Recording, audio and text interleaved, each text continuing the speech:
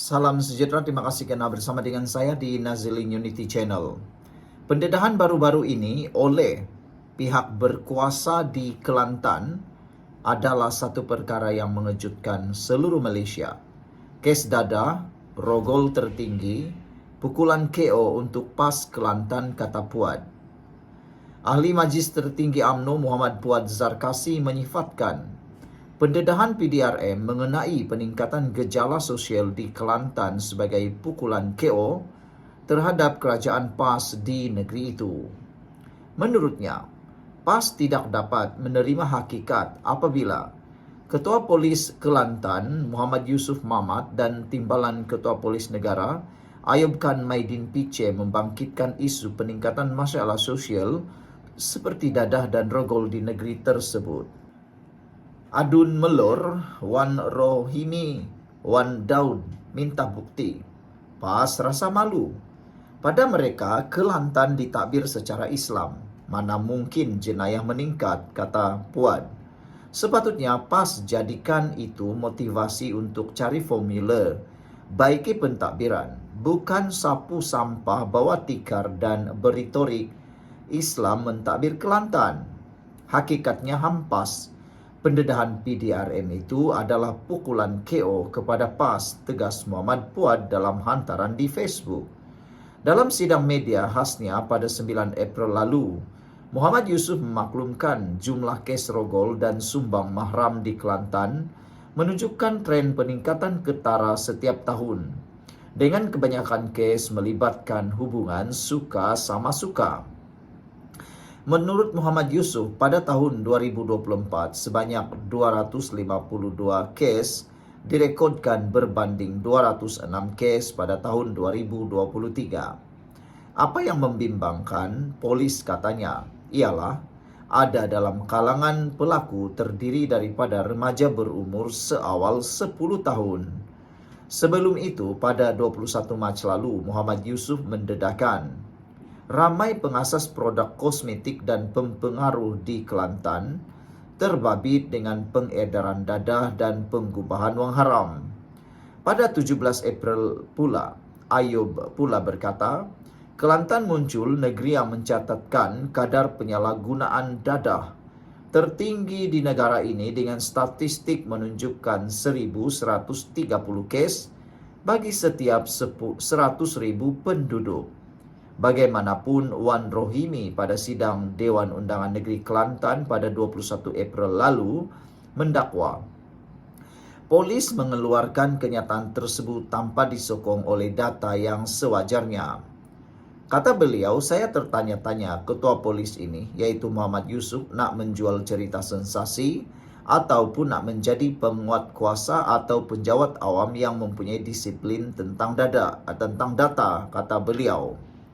4 hari lepas, Timbalan Ketua Polis Negara mengulang data yang sama. Kita fikir Bakpo kenapa yang bersungguh sangat dan mengambil satu cebisan yang kecil untuk memberikan gambaran yang salah berkenan isu sosial dan jenayah Kelantan. Sebab itu saya kata, kalau nak sebutlah semua. Apabila kita pas tengok teliti, baru kita perasan, barangkali hari Sabtu ni adalah pilihan raya kecil bagi Dewan Undangan Negeri Air Kuning, katanya. Semalam, UMNO Kelantan mengecam kenyataan Wan Rohimi kerana didakwa cuba memberi gambaran buruk terhadap PDRM dan menyerang 2 pegawai kanan tersebut. Pengerusi UMNO Kelantan Ahmad Jazlan Yaakob turut mencabar adun PAS terbabit mengulangi kenyataan sama di luar Dewan Undangan Negeri. Mengulas lanjut, Muhammad Puad berkata, kerajaan Kelantan tidak boleh lagi bermain sorok-sorok dalam isu itu kerana data di hujung jari. PAS perlu berhenti jual agama. Lebih baik PAS tangguh dulu angan-angan mentadbir negara. Selama 35 tahun takbir Kelantan, jenayah makin meningkat, katanya lagi. Saudara-saudara sekalian, ini satu pendedahan dan juga satu berita yang paling mengejutkan kita semua. Kes dadah, rogol tertinggi, pukulan KO untuk PAS Kelantan, kata Puad. Apa pula pendapat anda tentang ulasan dan isu itu?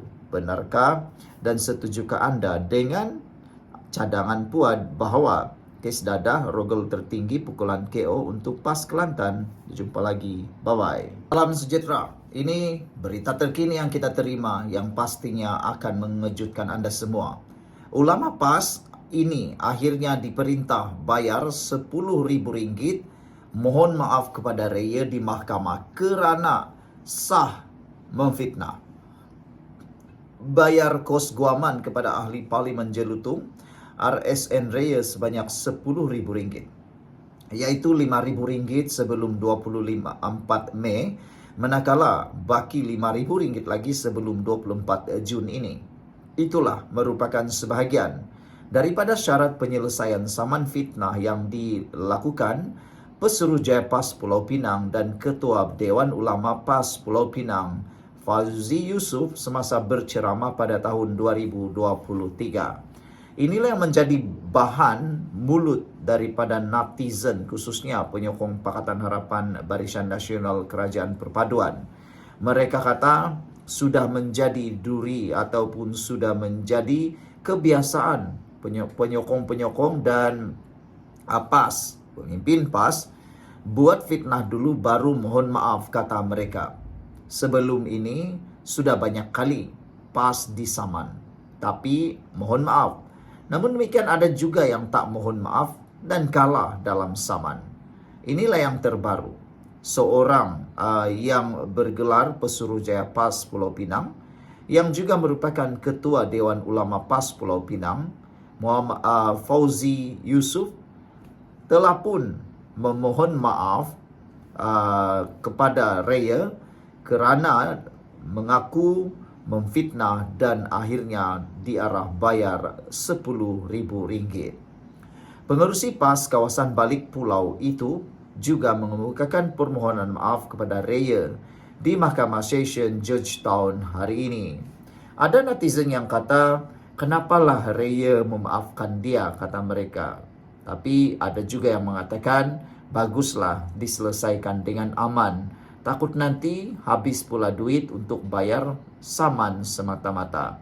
Ada juga yang mau menasihati pemimpin PAS ini supaya seriklah dan bertaubatlah, jangan ulang lagi, kata mereka.